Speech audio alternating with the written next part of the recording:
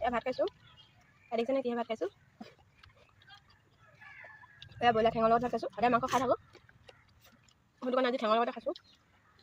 কুকুৰা খেদি ভাত খাইছে। এয়া ভাত খাবলৈ ৰেডি হৈ গ'ল। দাইল এইফালে দেখিছে নহয় কি কি ৰেডি কৰি লৈছোঁ। এয়া আপোনালোকে হয়তো বেয়া পাবও পাৰে। আৰু এইখিনি আছে আচাৰ। এয়া চাওক, এয়া ব্ৰইলাৰ ঠেং। আজি আমি মাংস নাখাওঁ, সদায় মাংস খাই থাকোঁ। আজি ব্ৰইলাৰ ঠেং আৰু এয়া নিমখ জলকীয়া লৈ লৈছোঁ। আমাৰ ভাত খাবলৈ ৰেডি। আপুনি আকৌ এনেকৈ নাভাবিব। আমাৰ সিহঁতে আইতাবোৰ ক'লে গ'ল, সিহঁতি খায়ো শুলে। আমি অকলে নাই খোৱা ন। এয়া আজি ভাত খাবলৈ লৈছোঁ। মজা ব্ৰইলাৰ ঠেং, এয়া বিলাহী।